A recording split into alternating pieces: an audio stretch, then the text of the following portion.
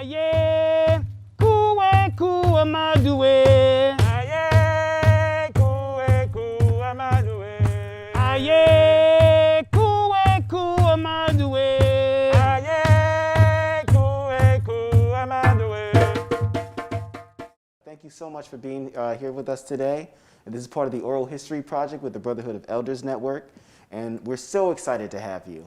So could you please introduce yourself to everyone? Sure. Yeah, it's good to be here. It's an honor to be, part of this project. I think our storytelling matters a lot. My name is Greg Hodge. I'm the son of Bobby and David Hodge. I'm the father of Shanaka, Chakrudi, Kumi, Imani, and Adia Hodge. I'm an activist in this community. I've been a part of the Brotherhood of Elders Network from the very beginning and have served as the chief network officer for a little bit more than 5 years. And just happy to be a part of a growing set of intergenerational network of black men that's doing great work. Excellent, excellent. What advice would you give to your younger self? To my younger self, boy, I would say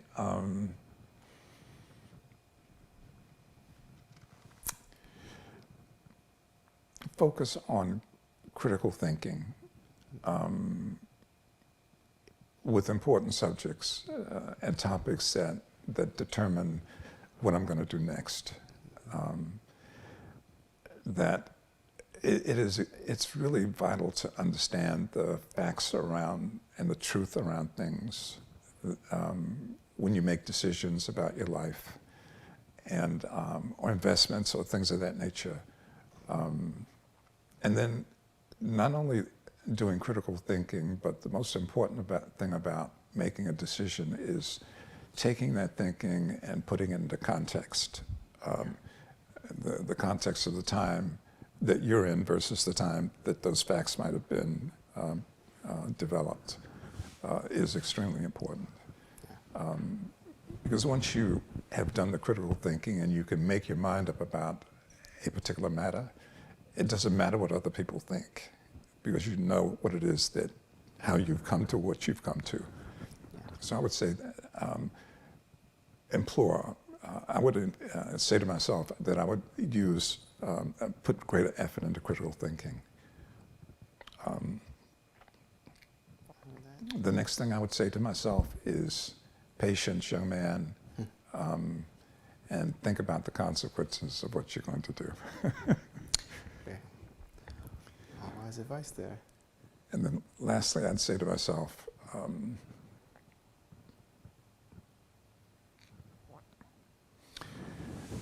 be not the first to take the new in stride or the last to set the old aside. Okay, interesting, interesting. Given this knowledge and thoughts that you have around African American community and just going home and just going back, what advice would you give to your younger self? If you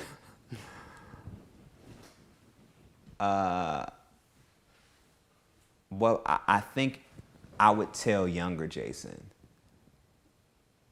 to love himself. Because I think it took me a while to really step into who I was and understand my value. And I think I would have told him to move. Africa is not a utopia. It's not perfect. And Africans throughout the diaspora, we have healing to do with each other because of colonialism, right? But I think I would have moved. I think I would have spent my years on the continent, absolutely. Is there any place in particular? Yeah, probably Eritrea. Oh, really? Was that your favorite? I've been twice. Okay. I love it. I think about all the places that I've been, it's nothing. It reminds you of Oakland a little bit. Really? Because it's a small community, right? Even though it's 27 years removed from, the Italians being, right, invading and whatnot, it's a very, very family-centered, community-oriented place, right? Yeah. Okay. How you doing, brother? Good. Good. To see you. I just wanted to make sure that the sound wasn't bleeding into what you were doing. No. No. It's soundproof, right? What you guys doing? What y'all doing something?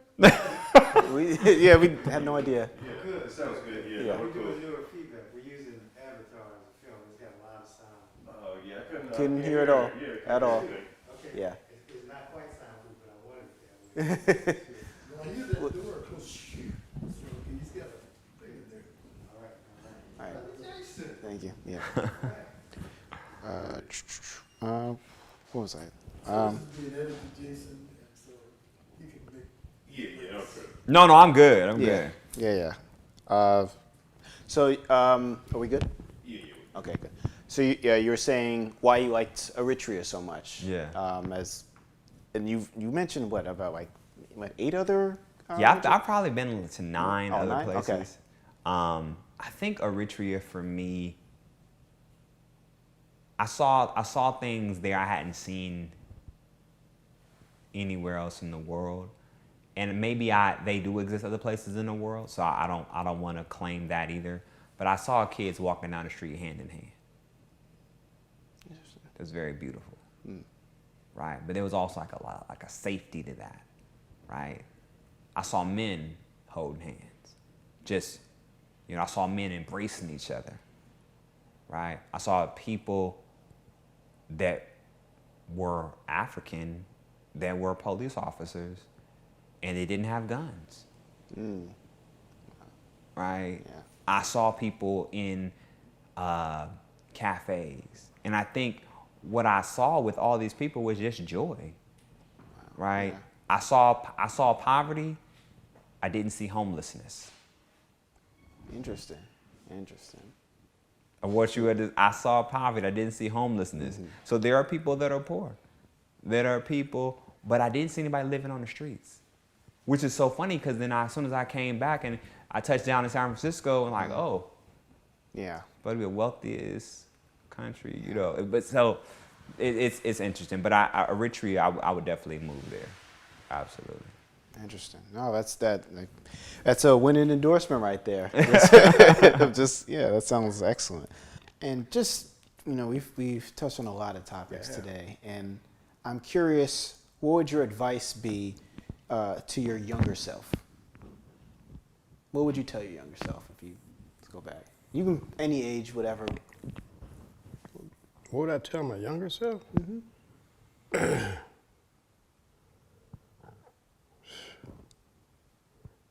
Oh, man.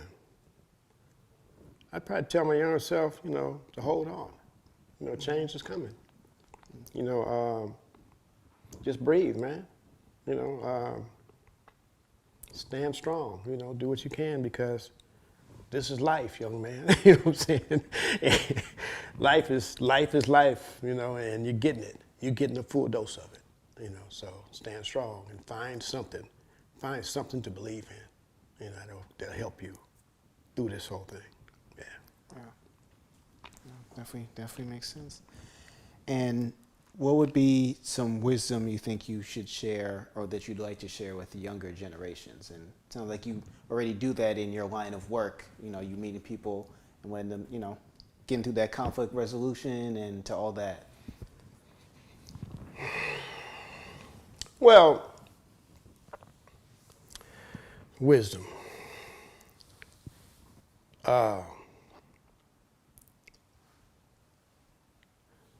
Well, the thing that I think that I want to instill in young men, especially the population we work with, is that we've all been given some major gifts, and quite often we aren't aware of them, and we need to dig in and figure out what that is and bring that to the forefront and let that guide your life.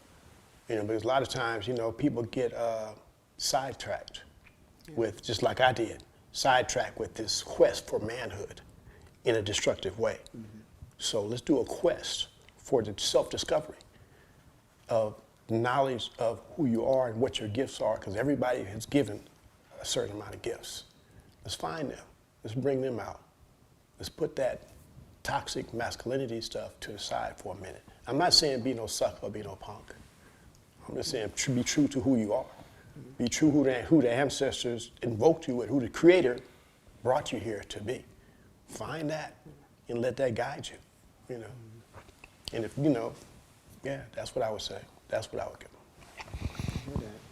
And just even thinking about just the kids you've worked with, the young men that you've worked with, do you see maybe a lot, any similarities of just from your upbringing and just some of the things they're going through now? Or you see a lot of maybe parallel stories that you're like, you almost can kind of know like, hey, I've been this way already. I know this path. That's not going to get you where you want to go. Does that happen a lot in your line of work? I'll explain to you like this, my brother. The work that I do is a ministry. I never got into it to be a businessman or to make a bunch of money. I did it because of the spirit of the Creator put it, embedded it into my heart. So when I go into these arenas and when I'm in that ring, when I'm in the flow of that work, I'm one of them. And it's very easy for them to recognize that I am. So what happens is they tend to open up and show me more than they may show the average cat that comes up in there. And I'm not bragging, I'm just saying that's kind of like my reach. Yeah. You know, because in fact, that's such a powerful revelation to me that I'm very protective of those young men. Because we are real similar, you know, in spirit and in consciousness, you know, because I'm right there with them, you know. And I realize that sometimes, you know, you have to kind of be the doorkeeper because they're going to do a lot of different things that may not make sense to the average person. So you got to stand by the door and say, hey, bro, it's still open. Doorkeeper. Yeah. I hear that. Oh, well, no, I appreciate everything that you've been sharing with us today. It's been really powerful, and I just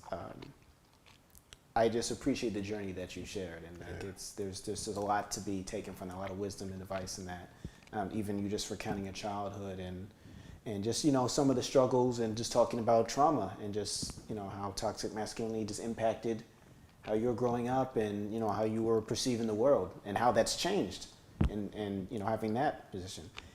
Is there anything that you would like to mention that you feel like we haven't gotten a chance to talk about that might be on your mind or in your spirit?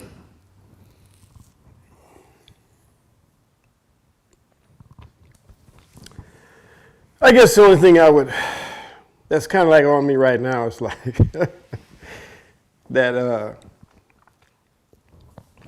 well, not really. I was going to say. Freedom, man. I mean, you know, just free to be who you are, you know, and just be okay with all of who you are, you know, and whether it's whatever, however it shows up, just let it flow. You know, like I'm a very emotional person, you know, and I haven't always embraced that because it wasn't my upbringing to be, you know, men don't do that, you know, don't get emotional, you know, but I believe I think that's the seat of my passion. That's the seat of my gift because it drives me, you know, and it supports my life force, you know. So when I'm clear and I'm like just really channeling, you know, authenticity, you know, it feeds my life force and it gives me strength and gives me like energy to maintain. So I'm like, because I'm letting it go. I'm not bottled up, you know. So yeah. It's absolutely a necessity for me. Absolutely.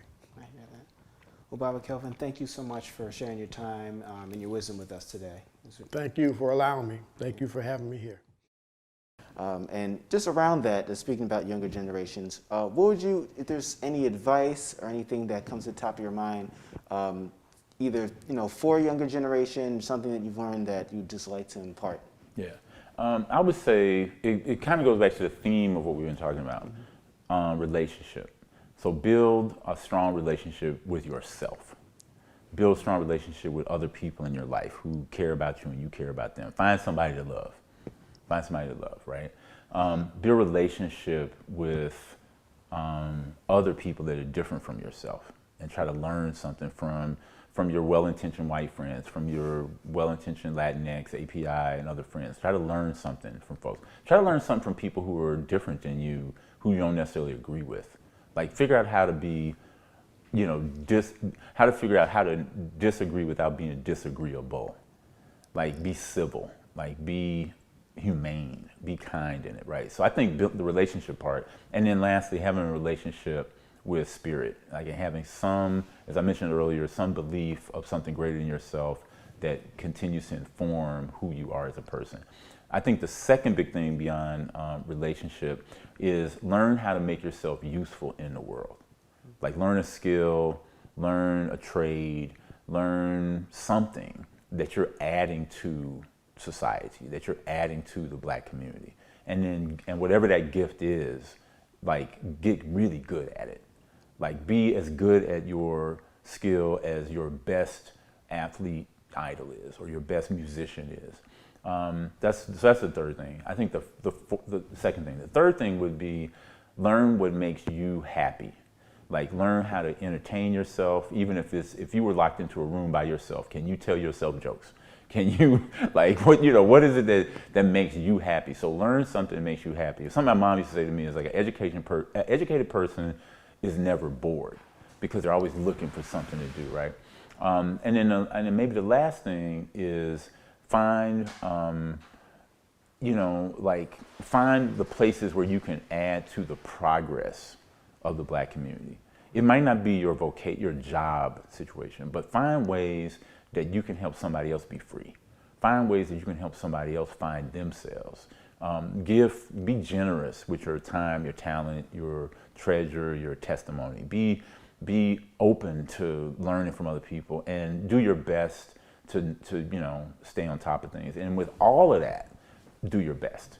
Like, because I think that if you do your best, if you're not attached to the outcomes of situations, but that you've inputted, you've given your best input into something, don't worry about the outcome, because generally we have no control over the outcome.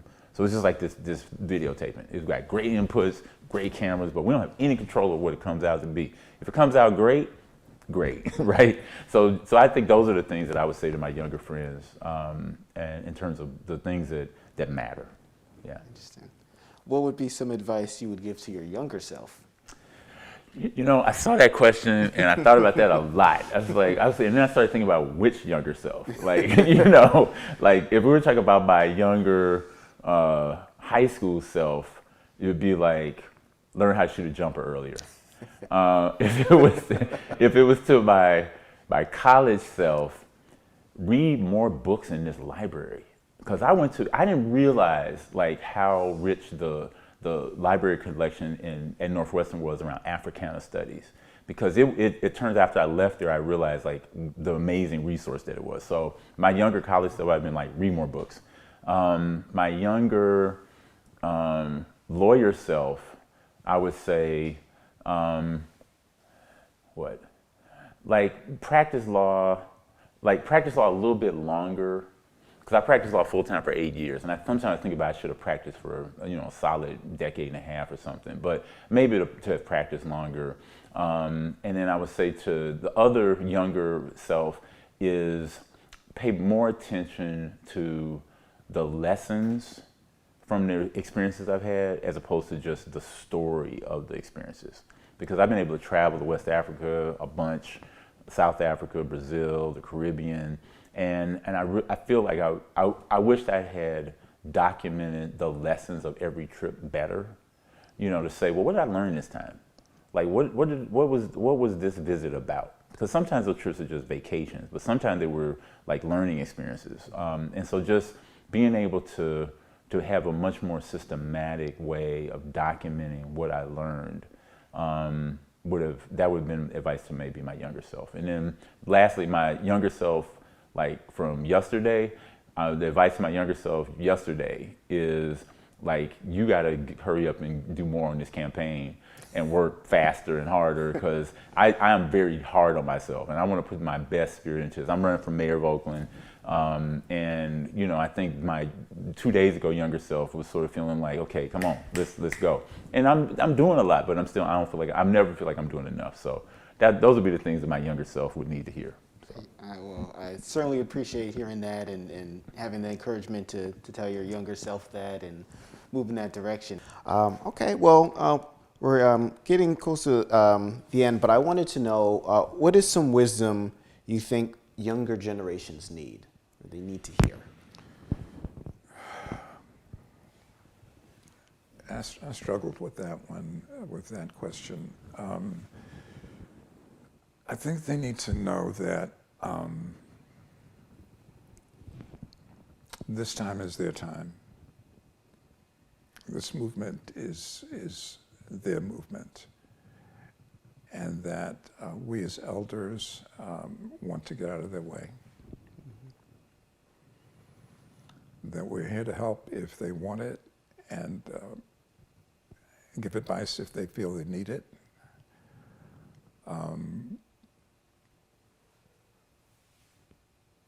But not to try and command or determine the direction it should go in. The Black Lives Movement is a movement that belongs to the younger Black generation of African descent. I would say to them that we of the Civil Rights Movement dropped the ball. That we did not appreciate the determination and dedication the white racists had to subvert what we accomplished. We did not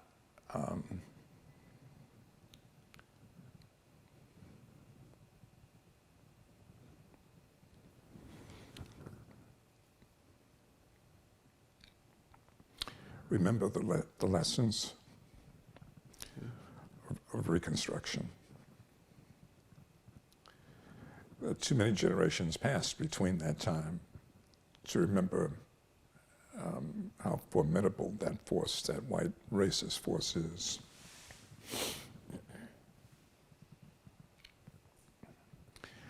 And that they not drop the ball like we did. Mm. That. Okay. You can take a sec. And I guess lastly I'd say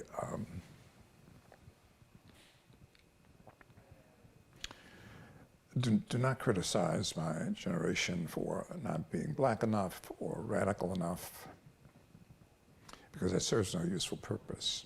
Mm-hmm.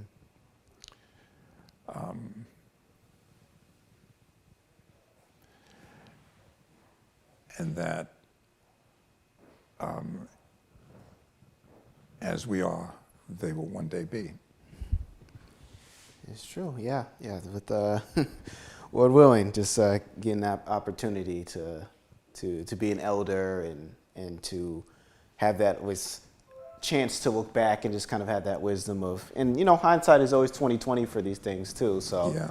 And seeing how all these other aspects of life that impact whether it's a Black movement or just kind of the overall direction of society. Like there's so many other factors that are at play for that, and and just one of the things that's I heard you mention just about even feeling like people drop the ball and things. The question was, what does liberation mean to you in 2021? Has that changed over the years for you, or do you feel like you have kind of the same feeling as you had before? I guess around that. It hasn't changed since I learned the importance of the right to vote. And that liberation is the right to vote and have it counted. Liberation to me is equity of education and opportunity. I hear that. Is there anything that you'd like to share with us before we wrap up, and or anything you'd like to cover that you may not have gotten to? I would say that one of the things that is so painful to see is the dissolution of the Black family, generally speaking. Mm. The drugs and crime And lack of opportunity has led to the mass incarceration that this country practices on us. It's broken up the family. And the family is so important because I think it is a big determinant in success or failure. That when a family is dysfunctional, it's very likely that the offspring will be dysfunctional as well. Yeah. That's not always true. There are many people who have been able to accomplish amazing things coming from broken families. But it is so much harder to overcome. Yeah.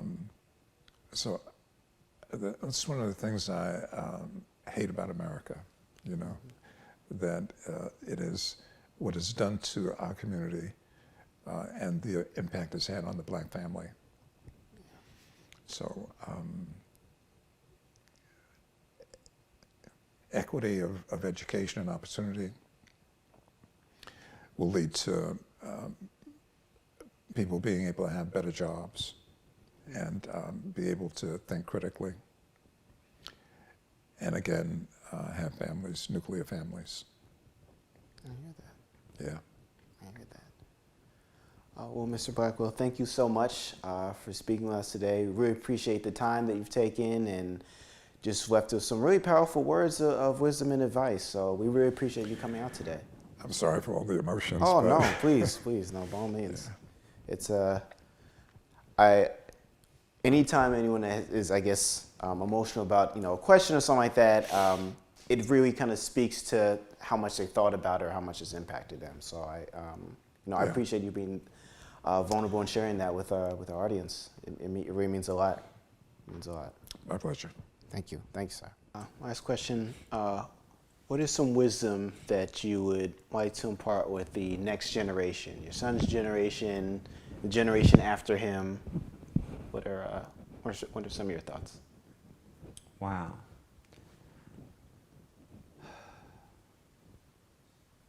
I think we need to learn to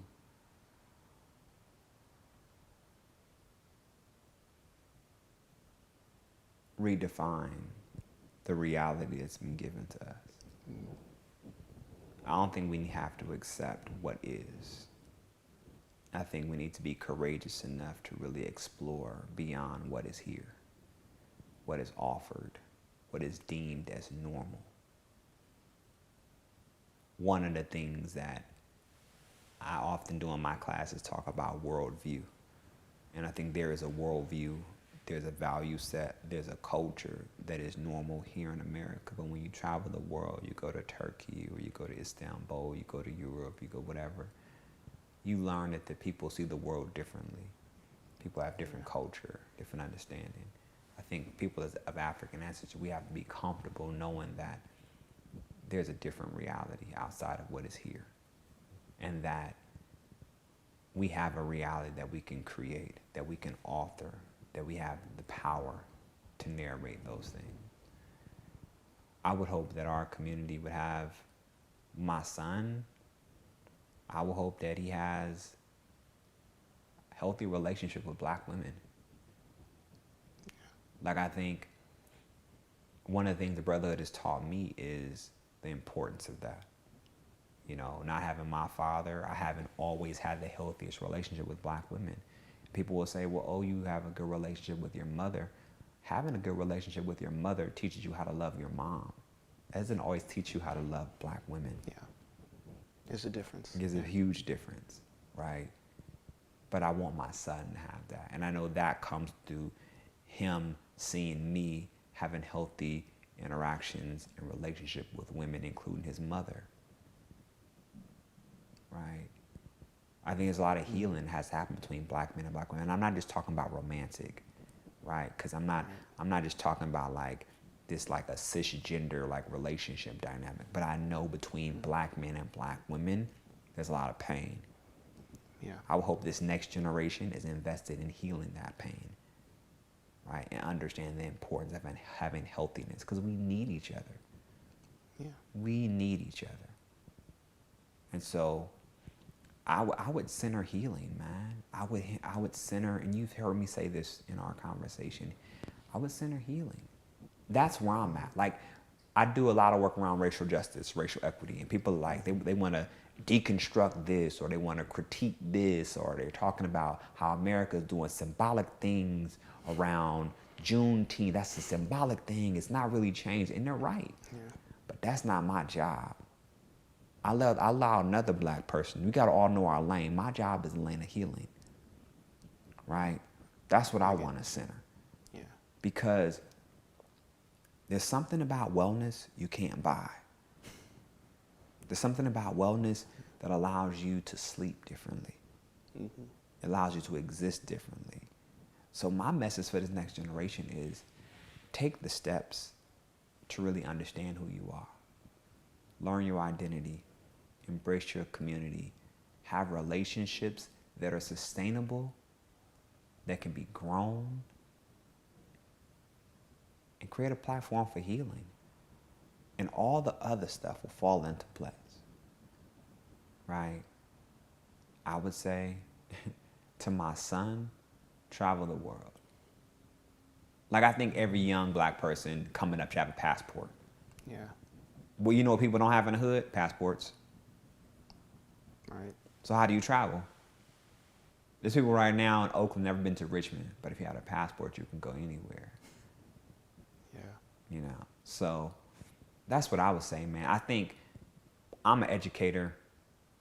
I spend a lot of time thinking about how I want people to think about the material that I'm sharing with them. But I always tell my students, travel. Go travel the world, right? So I would say the same thing, like get a passport and travel the world, right? I think it's so important. I think it expands your perspective, your understanding, right? But I would also say this last thing. As long as we are living in the state we're in, and I'm speaking of the racial climate, I think it's everyone's responsibility to figure out what is your purpose and what is your tools so you can help address the attack against African people. Everyone has a responsibility. We don't get to tap out, right? This is why I think about how I train my son to think about things, because I don't want him to feel like I just want to tap out. You don't get to tap out, right? We have to be committed to this process, right? So. Brother Jason, thank you so much for your time today and your words of wisdom. It's so powerful, and feel very fortunate that we got a chance to even speak. So I give thanks, man. Appreciate you. So no, well, I'd like to say thank you so much for being here. I would like, if there's anything else that you'd like to share, before we wrap up, please do. Yeah, I would say, first of all, thank you for the opportunity to talk a little bit about, myself and think about the story of Oakland, story of where I grew up. I think that the one thing I leave you with is just that everybody has the capacity to lead something.